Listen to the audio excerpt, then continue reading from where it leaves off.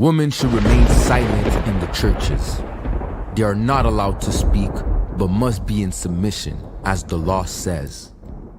If they want to inquire about something, they should ask their own husbands at home.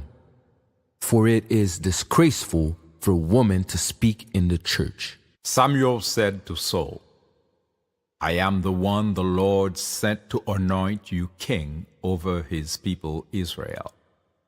So listen now to the message from the Lord. This is what the Lord Almighty says. I will punish the Amalekites.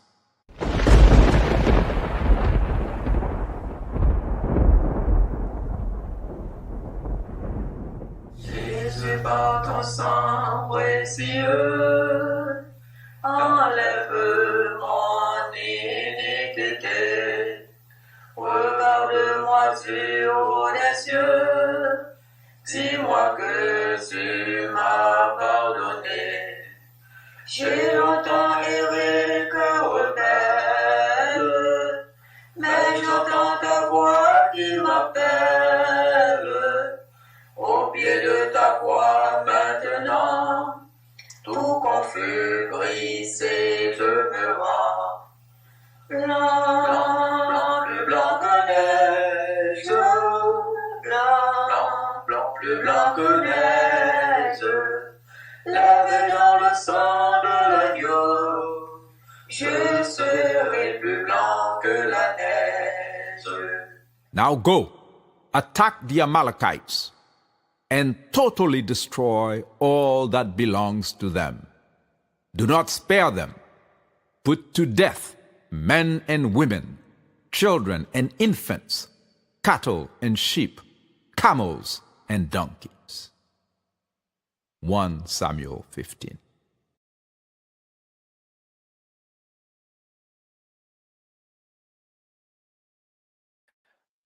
Greetings, one and all. Bonsoir, mwen kontan wè nou. Happy to welcome you to this episode of God is Not White, the 43rd edition. If you're watching on Wednesday, the 19th of November 2025, and it is 7:03 p.m., you are live. And we greet you from Ottawa, Gatineau, the capital of Canada. And we hope that you are joining us in pleasant, predispositions. Okay. We have a very, very filled program for you this evening with a slide presentation as usual and a very, very, very brief video today excerpt. Now, as you know, we count on you to like, to subscribe, and to share the link to the YouTube channel with friends, and including folks who are not necessarily very savvy on the internet, but would be able to click on a YouTube channel and follow this program on a regular basis. My name is Jafric Haiti. As you know, I would like to spend a few minutes discussing with you the way people of African descent have been negotiating their relationship with Judeo-Christianity. This is what we've been dealing with for the past few weeks. The program titled God is Not White takes its title from my published book from 2000 that came in Haitian Creole, Vive Bon Dieu à bas religion, Praise God Down with Religion, which is the subtitle of this program. Okay, so, in various weeks, we've covered topics dealing with our understanding of Judeo-Christianity, starting with our own concept of God or deity, etc., and religion, and the various ways that human beings have adjusted over time. Tonight, we are going to do something that is kind of like a mixture of the religious dogma thing and what it really, really is behind it. Because my contention essentially is that Judeo Christianity is a tool of white supremacy that is masquerading as religion. And so, thus, the title of the program. And so, it is tongue in cheek, but it does have a very serious undertone when we ask the question for the title of this episode: Is white Jesus sad when Haiti wins? And we will discuss a bit of Haitian history to put this in proper context. And no, the faces that you see in the cover presentation are not those of the Haitian World Cup soccer team that has just qualified yesterday to participate in the 2026 World Cup soccer that will be disputed in North America for the first time in Mexico, the United States, and Canada simultaneously. These gentlemen, as far as we know, do not play games, and they do not. They are not part of any Haitian soccer team, but they do reside in Haiti, and some of them carry Haitian passports. But we will discuss all of that later, and you will see why I chose this cover picture for tonight's presentation. Before we begin to discuss the proper topic of this evening, I want to dedicate this episode to a very courageous couple from South Africa who were murdered by the racist apartheid regime. What we're looking here in the center is the last known photograph of lawyer Griffiths Mzenge, who was brutally murdered by a death squad in 1981 on November the 19th. And to his left, his wife, Victoria, who was also an activist and was also assassinated by the same regime a few years later in 1985. Griffiths was a member of the ANC, and it is very disconcerting when you're reading about him that part of the negotiations to turn over the territory of Azania, known as South Africa, to its original owners, the Africans. Um, there were some very bad deals and a lot of pressure put on the ANC government led by Nelson Mandela, which in 1996, although the murderers of Griffiths, I'm trying to pronounce his middle name here, uh, Mivngizi Ngzenge. Well, no, they released the criminal, as many of the criminals of apartheid South Africa were released. And what is the consequence of that? Well, the picture at the bottom, you will see our sister Natalie Yam, who is a well-known activist who is of mixed heritage from Cameroon and from Switzerland, and against whom the European Union has taken action, making it impossible for her to travel within the European area.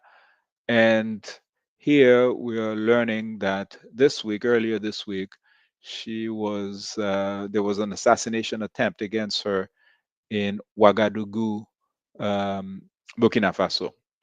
As you know, Natalie Yam and other activists are in strong support of the AES, the Sahel states, with presidents, uh, the captain Ibrahim Traore, Goita, and Tiani, who are working tirelessly to improve the quality of lives of their people and take their nations out of the shackles of neo-colonial barbarism. And so, just like they targeted Brother Mzenge and his beloved wife, now they continue the same practice.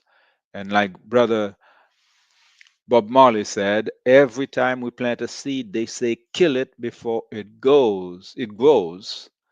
And we absolutely must stop the continuous murdering of our beloved. And so solidarity to you, Sister Natalie Yam, and to all of you, brothers and sisters who are resisting on the African continent, everywhere else that white supremacy, imperialism raises its ugly head.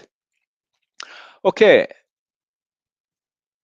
tonight we will focus on a few things that have to do with the soccer victory of Haiti and why there isn't that much to celebrate, and why we need to put this celebration in proper context in order for us to not be satisfied with crumbs when, as a global humanity, we can do so much better.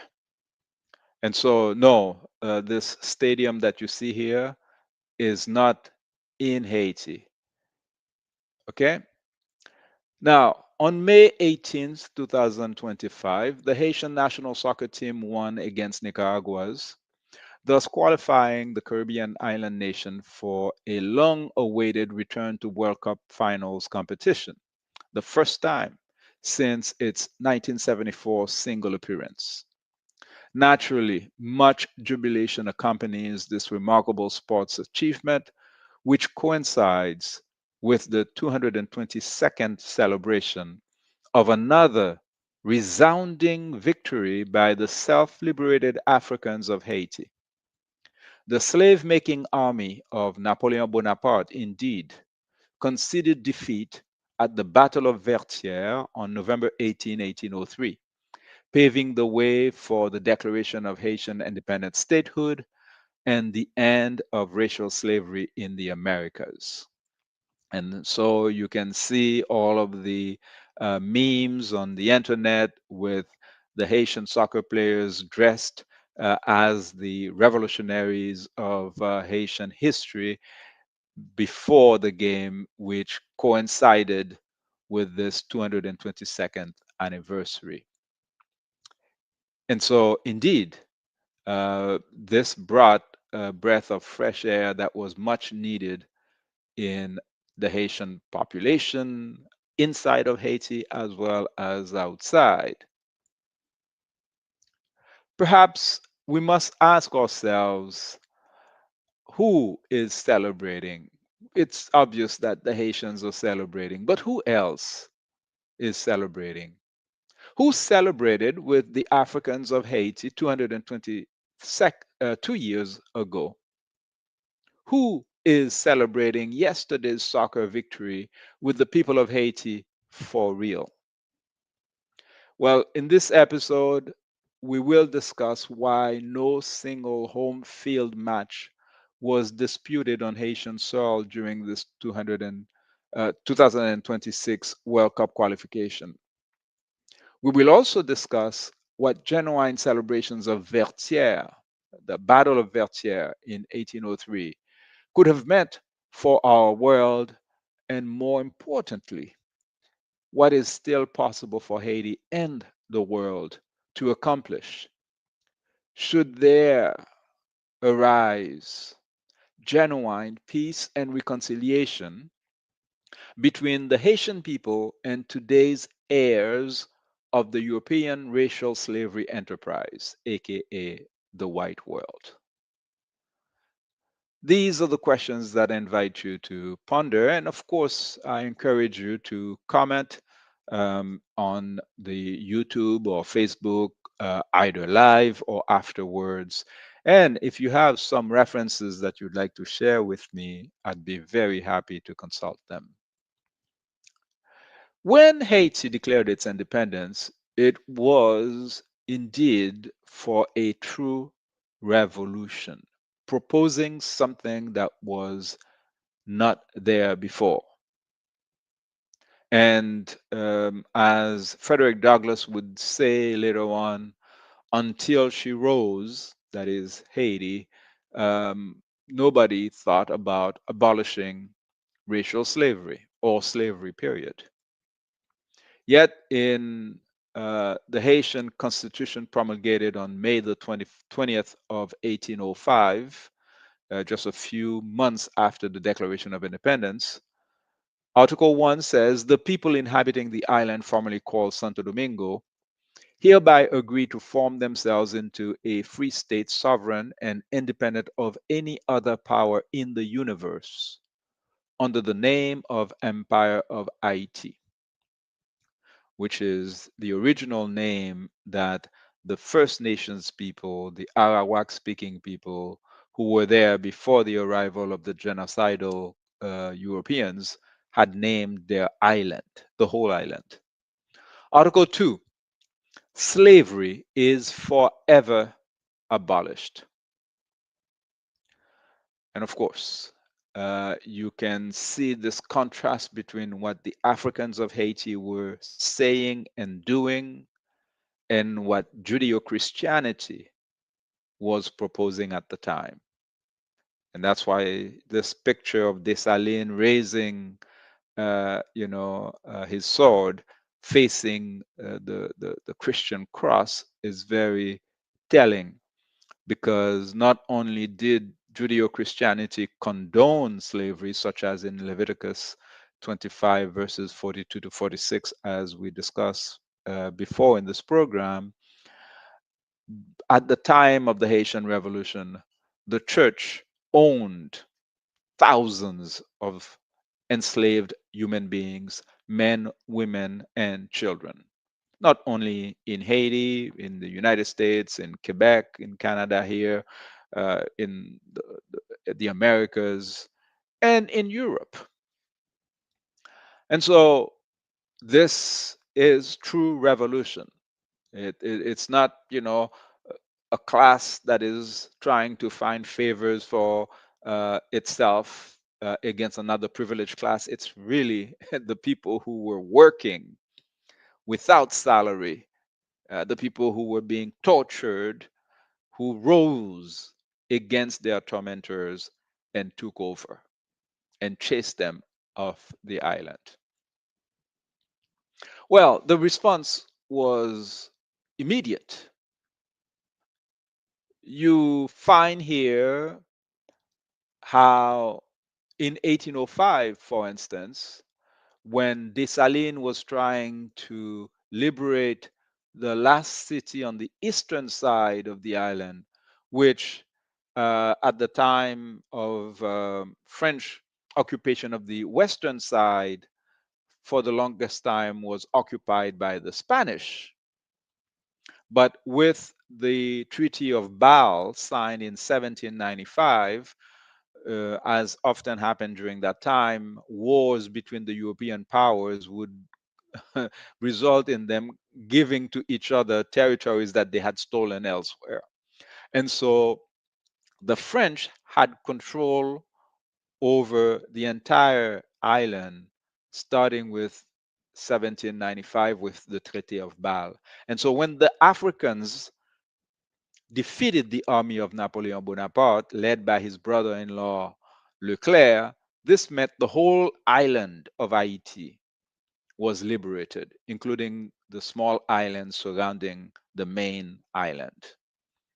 Well, what happened is that although the Americans wanted and they were cheering for the French to be defeated by Dessalines, they also wanted to contain the power of the Africans. And so, oddly for some people, the United States, France, the UK, and Spain worked in tandem in 1805 to stop Dessalines from liberating Santo Domingo, thus taking the whole island of Haiti. It's a very fascinating thing. I really encourage folks to go and research this. It's called the Siege of Santo Domingo.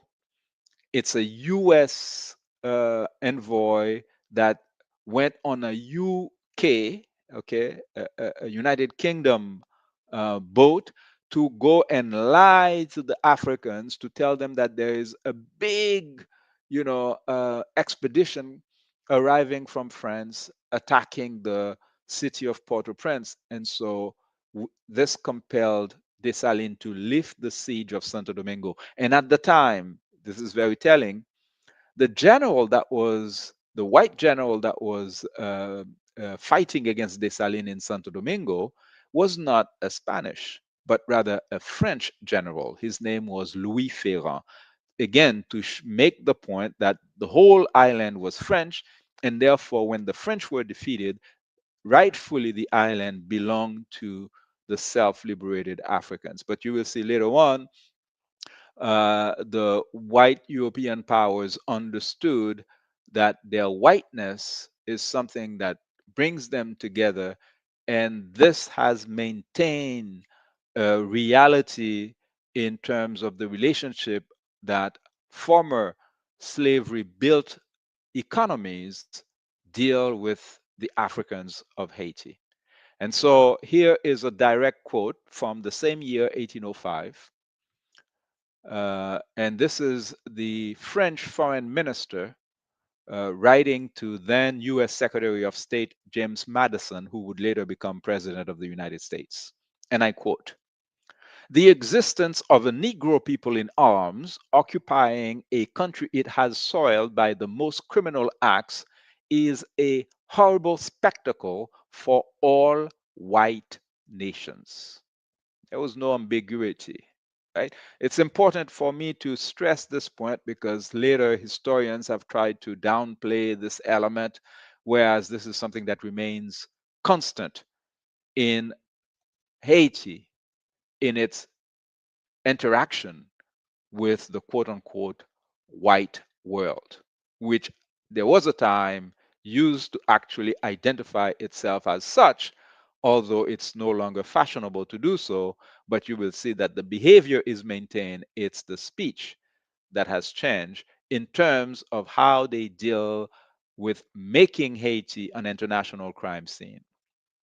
Okay, we at another time we had spoken about Lucilio de Albuquerque, this Brazilian who made this painting, My Preta, Black Mother. I really encourage you to go and check that out. This is also something that is very relevant for our discussion tonight. Okay, so the relationship, you can see it is not something that is only one of Haiti versus the French. Um, the British occupied part of the island during a period of time, the Spanish as well as the French, and they were in conflict with each other. And sometimes the Africans integrated the armies of the French, the Spanish, and the British, and that's how they built their own armies to eventually evacuate all of the Europeans from the island. And say all, of course, all the European armies from the island.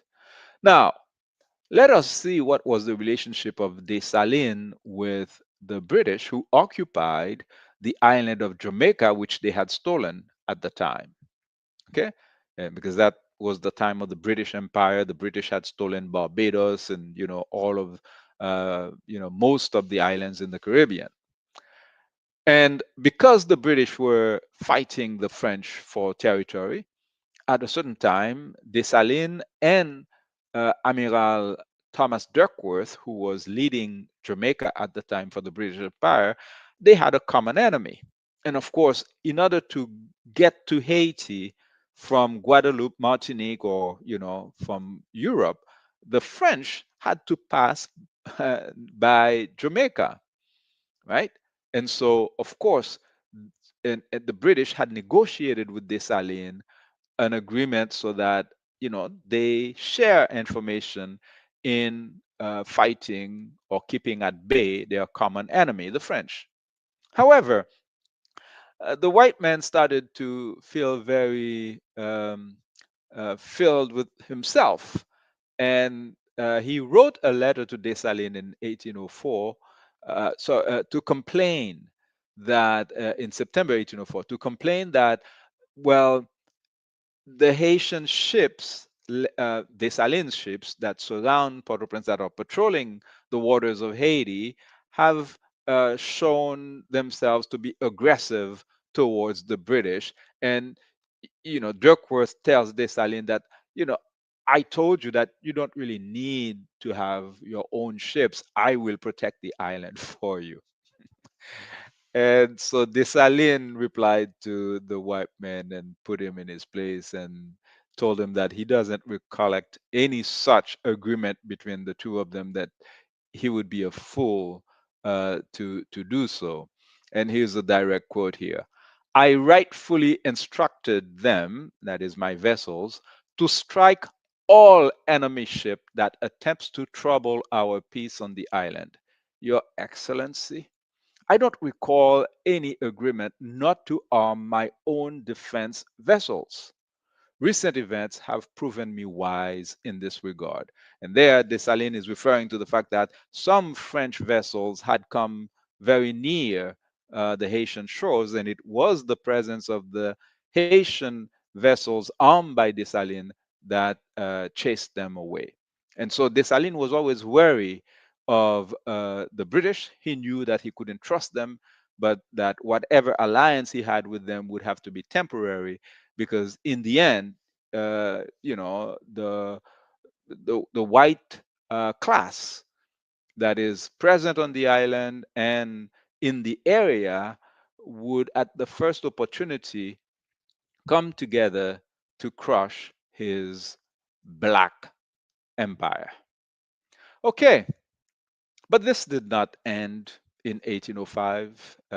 You will see that throughout the 19th century, this was the relationship that the white world had with Haiti. An example of what they had the time called gunboat diplomacy, and we discussed that earlier at the previous episode, that whenever white supremacy commits crimes, they find a way to give it a very innocent sounding name. So, for instance, the kidnapping, the razzias that they were conducting against the west coast of Africa and building all of these huge ships to put men, women, and children, and already counting exactly how they were going to stack them in those boats that they were building in Bristol, in Liverpool, and all of these European cities. Well, they call this the transatlantic trade. So it's commerce. So this is exactly the type of thing that we saw later on that they called gunboat diplomacy. What it means is that they show up with their boats and point their cannons at your national palace and demand a ransom. And if you don't pay, they blow you up. It's called diplomacy. So in September 1883, in the midst of popular riots in the capital city of Port-au-Prince, diplomatic representatives of France, Britain, Germany, Belgium, Spain, Holland, Norway, yes, Norway, and Sweden, yes, Sweden, signed an ultimatum threatening Haitian President Lysius Félicité Salomon of bombarding Haiti's national palace. Now, you need to understand, this is an impoverished population of formerly enslaved people who are barely, trying to get out of poverty. Uh, you know, People are just focusing on family reunification, literacy, basic things, while the government that they have is trying to find people to sell their products to, because everybody else is white and practicing racial slavery. So okay, you can understand how difficult it was. Well, by the time we get to 18 79, this man who was living in exile, Lysius Felicite Salomon, returned to Haiti, became Minister of Finance. And the Haitian currency at the time that he arrived was so devalued, you needed 1,000 of the Haitian currency called good to make $1. This man is so brilliant that within a matter of few years, okay, he put so much order in the finances of Haiti, and then later on was elected president of the country. By the time you reach 1887, you needed one Haitian good for one Haitian US dollar. And this is the man that they are threatening so in 1883. And what you need to understand, if you go and check out my article that I point to here, Time to Stop Resisting Haiti's Resistance, you will see that these ransoms that they were demanding is on account that some of their nationals living in Haiti claim that they were victim of uprisings, their stores were ransacked, etc., etc. And many times he had to pay $1 million, to some British woman who claims that she had lost something. And sometimes they are the ones who instigated the uprising, racketeering, right? And you will see this is not something that happened in the past. This is what is happening today in Haiti, as we will see later. So remember his name, Lysius Felicite Salomon Jeune. And this is also an important point because oftentimes the white supremacist propaganda would tell you that, well, the countries such as Haiti or the countries in Africa, they are impoverished because they never had good leaders. No, no, no, no, no. Stop lying. Every time we've had good leaders, you've killed them when, in their 30s, okay, before they reach 40. Okay, you've murdered them, you've done everything barbaric to ensure that only the most criminal, who are of course corrupt and that you can get to be servile to you, are in power in the Congo, in Haiti, etc. So in any case, let us just quickly see how this played out throughout the 19th century to the present time. Okay, the French are the first ones who can be identified as the practitioners of gunboat diplomacy in 1825, when they took advantage of a weakened Haitian state at the time, because the founder of Haiti having been murdered in 1806, with all kinds of things that we don't have the time to discuss here.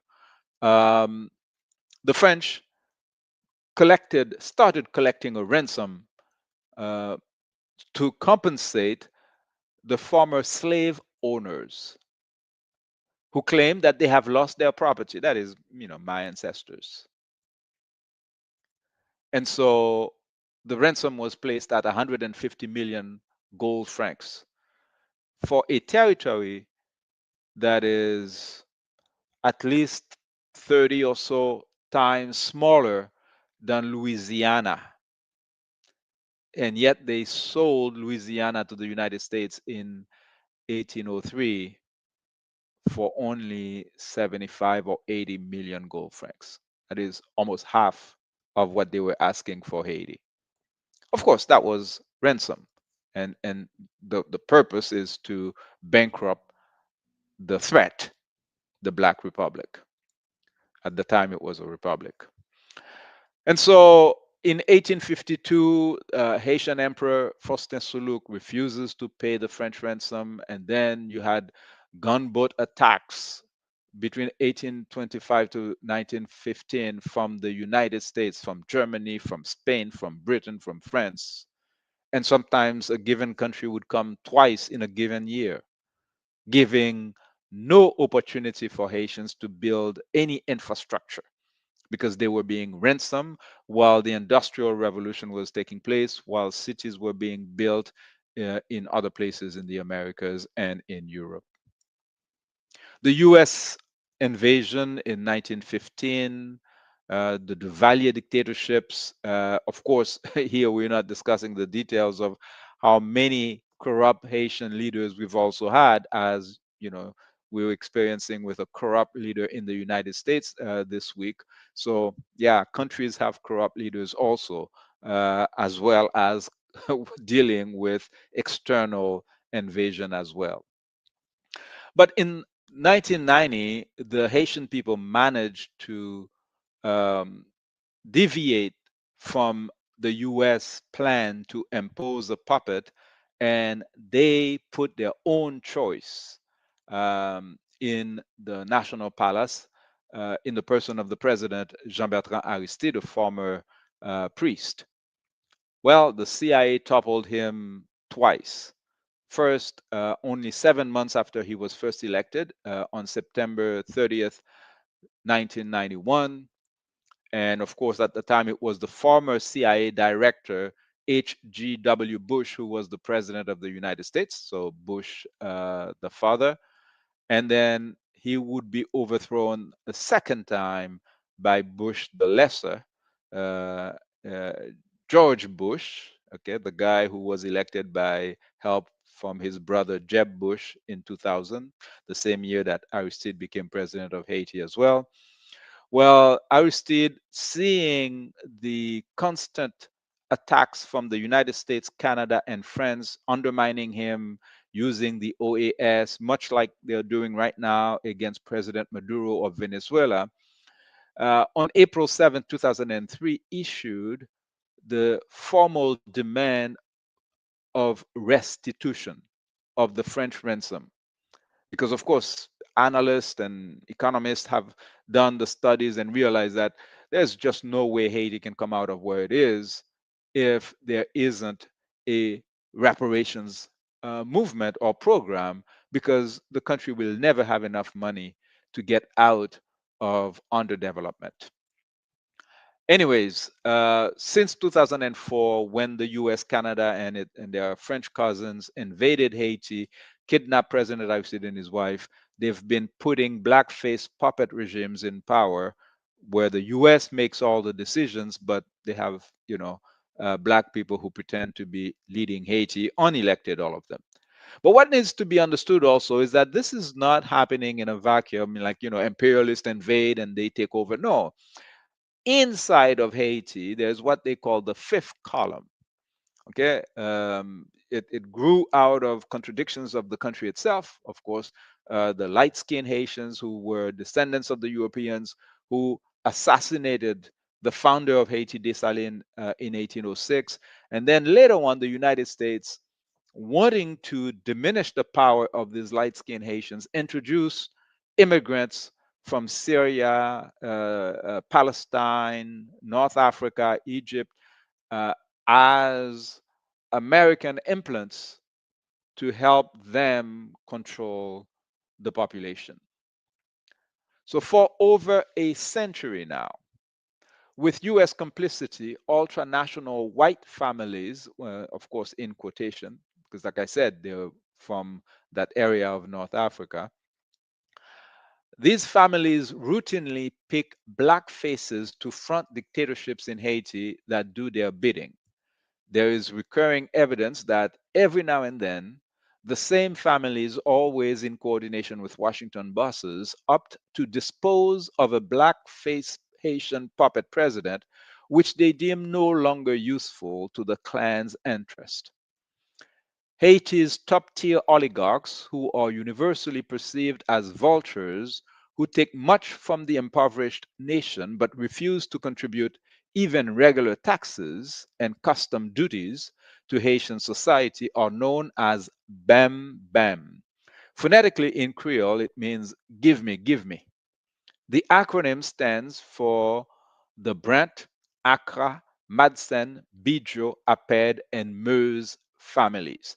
I encourage you to check out this article that I published in 2022 on the blackagendareport.com website, a website that has a lot of very, very good information about what's happening in the Black world in general, in Haiti also in particular. And so, indeed, these are the coup leaders from 2024, two notorious names, André Aped and Reginald Boulos. Reginald Boulos is currently in the United States in jail. He ran into trouble with his sponsors in the United States. And although he claimed that although he was born in New York, his parents are Haitian. Therefore, he wanted to claim his Haitian citizenship so he can become president of Haiti. Now that he got in trouble with the US, he claims that no, I'm still American. I never relinquished my American citizenship. You know, please, daddy, don't deport me to Haiti. And they play this game. Any one of these gentlemen would have six passports and you know claiming diplomatic immunity. For instance, the Bijo was the consul of Israel for 25 years, the richest man on the island, a white Jewish guy from Syria, and that's him there. And now his son runs his conglomerate. Now, I really encourage you to check out the article for more details. And there are many things that are coming out about these warlords. Accusation of, for instance, André Aped in the last few weeks have been accused by what they call the gangs in Haiti, the paramilitaries, the militias that are all U.S. armed. Okay, now they're saying that these guys are saying that André Aped is their former boss, and that he's got a factory, and they were showing videos claiming that these are images of drug production, cocaine, marijuana, which is still illegal in Haiti, etc., and even accusations of human trafficking. And to this moment, we are not aware that the government in Haiti is investigating this seriously. So a lot of very, very weird stuff. Okay, let's go back to soccer. So we said that the Haitian team did not play any home field match during that period of qualification, because the teams usually play two matches against each other. So for instance, Haiti was playing against Honduras, and so when Haiti plays a game in Honduras, and then the home game is supposed to be played in Haiti, and none of that ever happened. Haiti played either in Curacao in some other country because the teams could not go to Haiti. Why? Well, for the last few months now, Haiti is essentially closed to the world. The United States decided that no commercial airplane can leave the United States to land in Haiti, and they're going to revisit the situation in March 2026. All of this fueled by those so-called gangs with the warlords that created them. And this is well documented by United Nations experts, and we will discuss that further.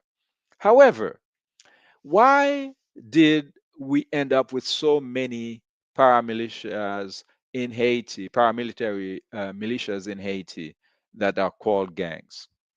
Well, I am among those who contend that the last regime that the United States had imposed on Haiti armed the community youths, okay, in order to use them as shield against a revolted population that was fighting corruption and demanding a trial of the Petrocaribe thieves.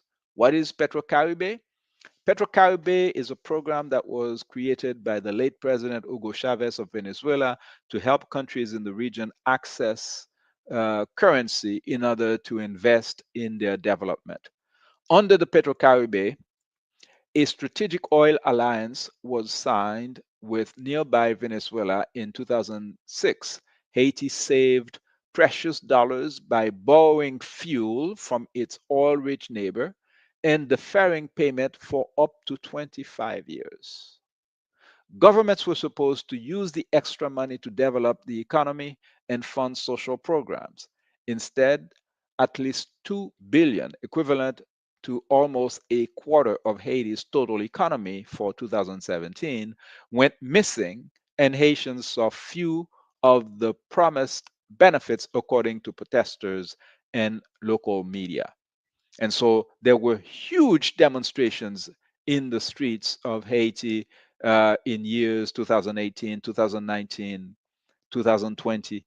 And in order to stop that, the regime, and you will see this regime was established by Hillary Clinton entering Haiti, falsifying the results of the elections to impose their own puppet, who is a known criminal, Michel Martelly.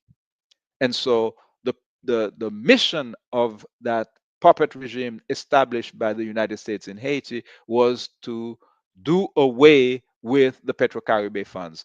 Imagine if for all of these years of collaboration with the United States, or really not collaboration, but really surviving the United States, Haiti was maintaining abject poverty, and all of a sudden, money coming from Venezuela, Hugo Chavez, socialist Hugo Chavez, would have helped them build infrastructure and come out of poverty. The United States would not have that. And so they boycotted and basically the program by installing this puppet, and they helped him steal the money and hide it in the United States. And so one of the major controversies since last night's victory is that Haitians are very angry at Martelly, Lamotte, and the folks who were part of that puppet regime, because, for instance, they had money and had claimed to build 25 soccer stadiums. Yet, as we speak, FIFA, the World Soccer Organizing Committee, has declared that there is not a single stadium in Haiti that meets standards. That's why games cannot be played in Haiti even before the crisis with the so called gangs, the militias. All right? Because there's no stadium. What he did is that he built all kinds of little things that are like really, worth $100 or so dollars, and then claim that it has cost, millions of dollars. Of course, they stole the money. That was their mandate. And so, we make jokes about it, and we say that these are the soccer stadiums, the 25 soccer stadiums that he claimed to have built are for the invisibles, the spirits, not for real folks, because we never get to see them. And who was in charge of that fund? The Prime Minister, Laura Lamotte, who is a childhood friend of Michel Martelly, the so called president, and the son of the president, Olivier Martelly. These guys are driving Lamborghinis in the United States. This guy claimed to have been a millionaire when he was 17. I don't know how you become a millionaire when you're 17 growing up in Haiti, unless you and your family are thieves. And so, indeed, there were a lot of demonstrations against these thieves, and they were being protected by the United States, Canada, and France, because they are the ones who had put them in power all of these years. And just like you saw with the youth uprising in Kenya, the Gen Z generation demonstrations, they were demonstrating against the IMF, the World Bank, the austerity measures, who were, you know, um, benefiting uh, oligarchs in those countries, and of course, depriving the masses of access to national resources. Just like you saw that in many countries, such as Kenya, you also had the same in Haiti in 2018, 2019, 2020. Once they established and consolidated the militias with the help of the United Nations mission in Haiti, this is documented. You can go research it. Okay. Then the demonstrations had to stop, because the youth cannot be in the streets at the same time as these paramilitaries are walking around with these heavy weapons. conducting kidnappings, etc. And they do not kidnap the millionaires that you saw here. Okay, these are the richest people in Haiti. They don't get kidnapped, but they're kidnapping doctors, lawyers, people from the middle class, people from the impoverished class, and of course, their family members living abroad are the ones who have to pay the ransoms. So it was absolutely a political situation.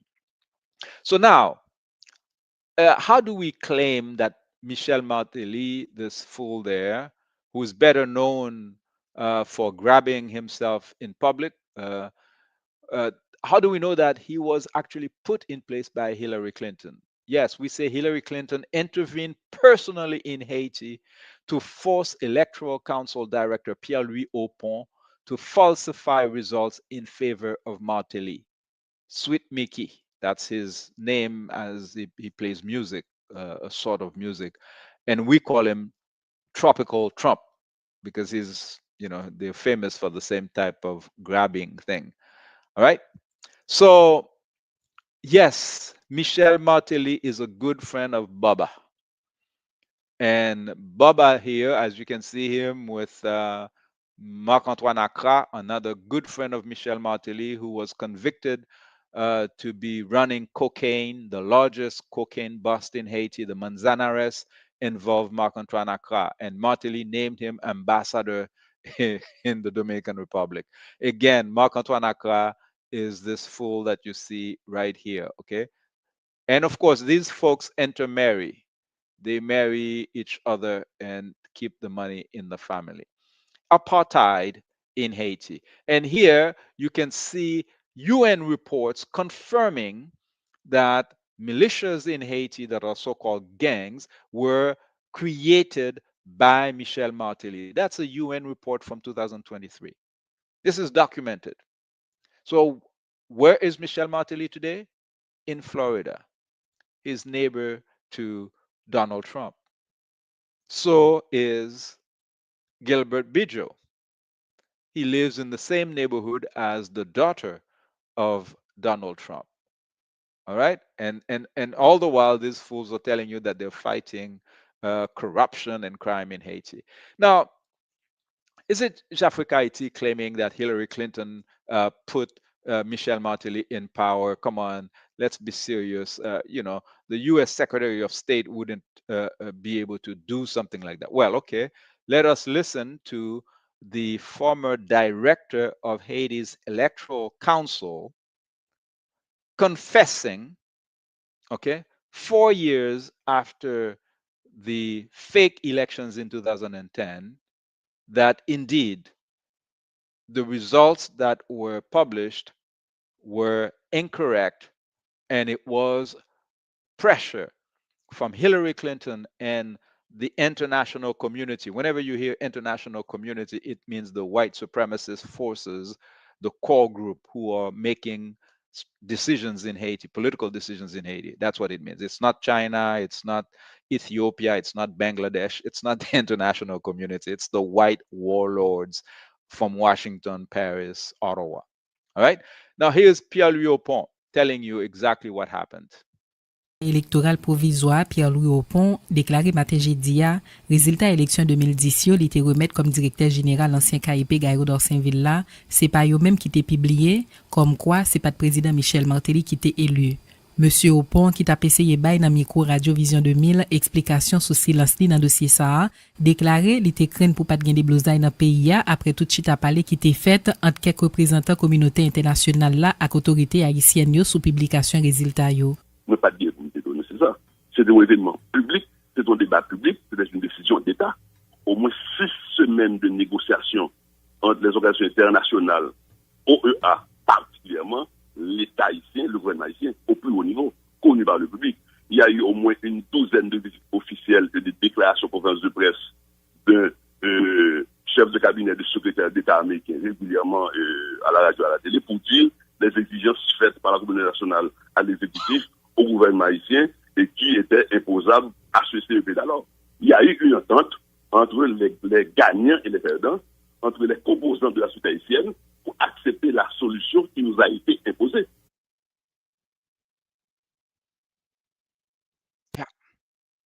the imposed solution. In other words, fraud. Okay?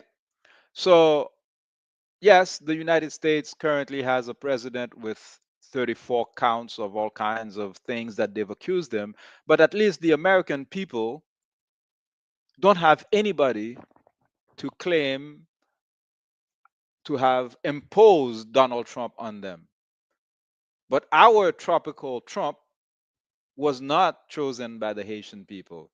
And when we find him guilty of theft, which impoverished the population, denying him exactly what they need, which is basic infrastructure so people can have access to running water, et cetera, the United States shelters him, and the trial still cannot take place to this day.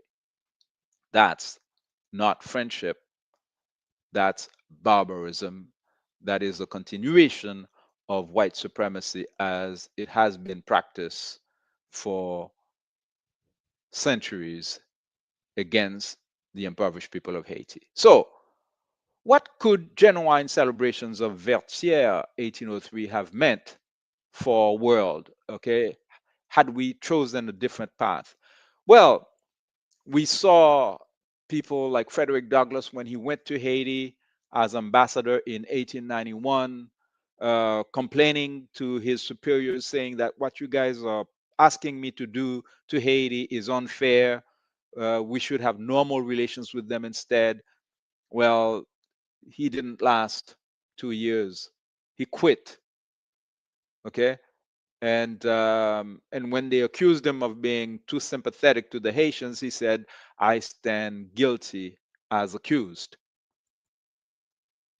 That means if more people took a genuine interest in celebrating what Haiti was proposing in 1804, like Frederick Douglass, we would have had quite a different world where the abolition of racial slavery would have happened earlier in these other countries.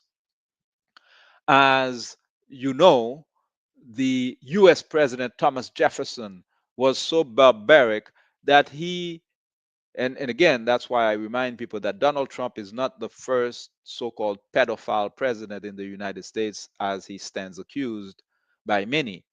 Okay, with the Epstein files being released now by order of the Congress. We don't know if he's going to sign it because we're basically telling him, the guy, that he has to sign his own rope. Anyways, that's their business. But Thomas Jefferson impregnated, raped a 13-year-old girl named Sally Heming, and enslaved his own children, who he kept on plantations. He wasn't the only one. George Washington had enslaved people, and when they escaped, got on his horse and ran after them. That's the reality. That's the founding fathers of the United States. So this crime is not something that was isolated.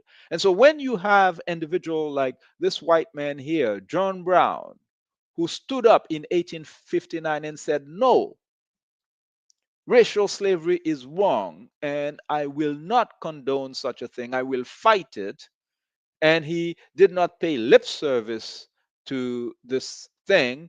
He took arms and fought the government of the United States. And of course, the US murdered him. History records that following Brown's December 2, 1859 hanging by the US government, Haiti went to great lengths to express her gratitude to this sincere revolutionary leader who was willing to shed away white privilege and commit race and class suicide for the benefit of humanity. Yeah, this is what would be seen again and again if humanity celebrated Vertières for real in 1803. We didn't. And so, what is still possible for Haiti and the world to accomplish if genuine reconciliation and peace can happen between the Haitian people, the impoverished Black Haitian people, and today's heirs of the European racial slavery enterprise, aka the white world? Because that's exactly what it is. That's what it's about. You can tiptoe around the whole thing, but that's what it is. It's a racial conflict. It doesn't only involve Haiti, but you will see that Haiti is always targeted because it represents a mirror that disturbs the conscience of white Christendom. Whenever they look at Haiti, they see that poverty, they see themselves, they see their crimes, they see their fingerprints. Well, fix it. You have the power to fix it. What it means is to comprehend the possibility of every human being is human, like the revolution proposed, tout moun c'est moun. And so this is why our sister Naomi Osaka took the time and courage to remind folks that the French need to return the money that they had stolen from Haiti in between championships here and there. Beautiful sister took the time to do that. And yes, rising with Haiti for justice, dignity, and reparations is something that is necessary in our world today.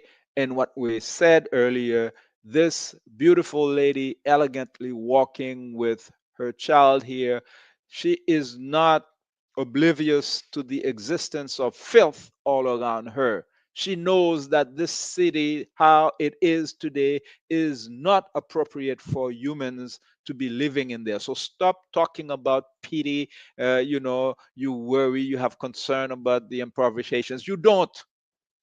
Stop faking it. The Haitians do not ask for your pity. We don't need it. We don't want it. Stop.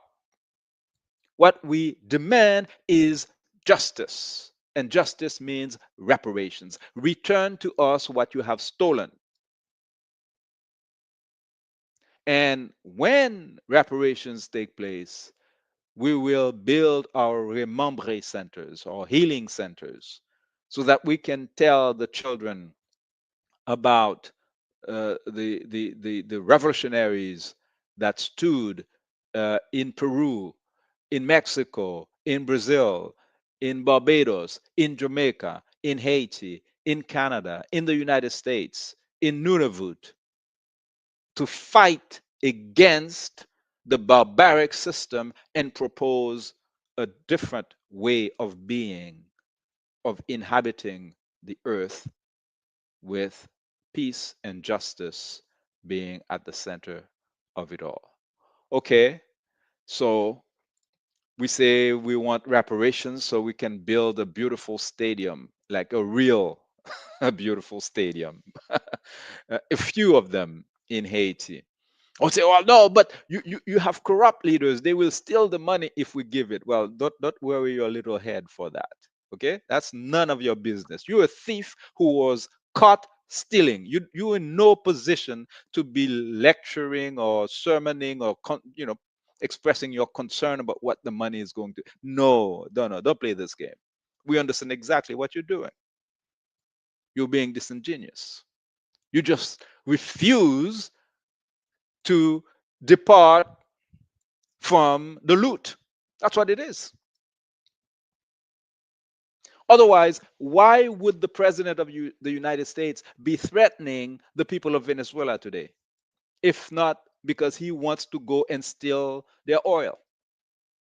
Just like he's pretending to be concerned about the Christians in Nigeria who also happen to have oil. We've seen this movie several times. And indeed, I blame the people of African descent, the people, the First Nations people of the world who continue to listen to these jokers and entertain their conversations as if they're talking to credible people. We need to stop them straight in their track when they're talking this nonsense. Like feminist foreign policy, like Canadians are going to show the people of Nigeria how to protect women. Shut up. If you ever concerned about the well-being of women, why don't you take care of the women of Nunavut who don't have access to drinking water in Canada? Stop this childish nonsense. This condescending talk is bullshit. That's what it is. Justice. Okay, we are all adults here. So yeah, this stadium is not in Europe, it's in South Africa. I was privileged to have been in South Africa during the World Cup in 2010, and I recall all of the jokes. Uh, you know, they were claiming that Africa is not ready for a World Cup. Well, they showed them. The South Africans organized the most beautiful opening ceremony of the World Cup, and their infrastructures were top notch. Yeah, so we're surprised. Well, these are the same people who built the pyramids in Egypt, right? In Sudan. So what made you think that they couldn't build stadiums? Get off your horse, okay? Buy some humility and understand that we're all human. That will not diminish you. Just get out of this fantasy of superiority. And yeah, so since you're still concerned whether the Haitians are going to be able to build the proper stadium for their teams, well, just look there. Okay, you see this citadel? This wasn't built by the French. It wasn't built by the British. It wasn't built by the Spanish. It was built by the Africans of Haiti. Okay? And this is, to this day, the largest citadel in the region. And it was built so huge, and I really encourage people to go to Haiti and visit this monument, so that the Africans can go on top of it and fight for their freedom when the French are coming in the ocean and the Spanish or the British. Because we value freedom. Not freedom just to be free, but freedom with dignity. So don't you worry your pretty little head about, what we're going to do with the restitution and the reparations movement. That's none of your business. You've been caught as a thief. Return the money you have stolen. We need our breast milk. It belongs to us. That's it. That's all. And so I thank you for having spent the time with me. I've gone slightly over time. I greet each and every one of you. Ronald Laborde. Bon Vertières, tout le monde, Grenadier la so. Indeed, soccer is important, but we will not settle for fleeting enjoyment of a soccer win.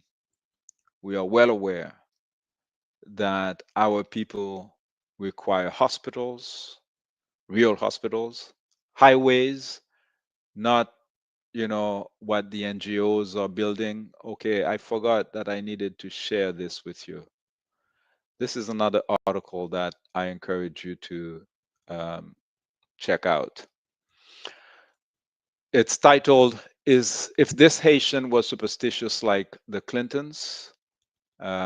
And in it, I really want to bring your attention to this excerpt published by our comrades Komokoda, who show what Bill and Hillary Clinton, after the earthquake in 2010, who collected billions of dollars in the name of Haiti, okay, the impoverished people of Haiti.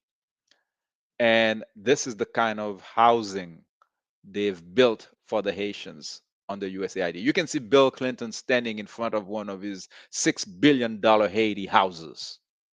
Thieves! All right? This is Baba House in Haiti, built by Baba.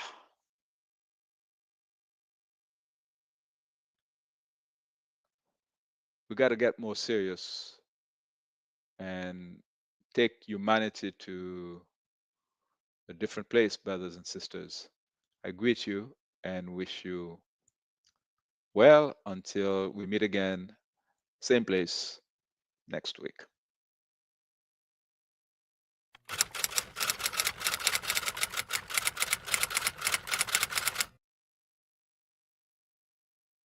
Women should remain silent in the churches. They are not allowed to speak, but must be in submission, as the law says.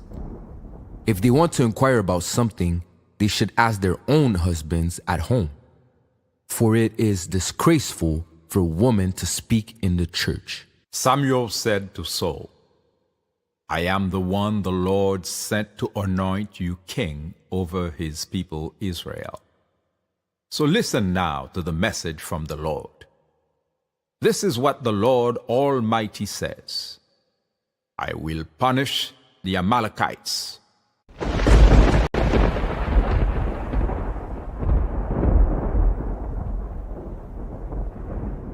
Jésus, par ton sang précieux, enlève mon iniquité.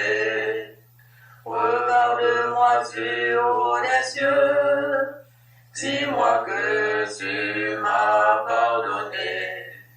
J'ai longtemps erré cœur rebelle, mais j'entends ta voix qui m'appelle. Au pied de ta croix maintenant, tout confus, brisé, je me rends. Blanc, blanc, plus blanc que neige, blanc, plus blanc que neige, lavé dans le sang de l'agneau, je serai plus blanc que la neige. Now go, attack the Amalekites, and totally destroy all that belongs to them. Do not spare them. Put to death men and women, children and infants, cattle and sheep, camels and donkeys. 1 Samuel 15.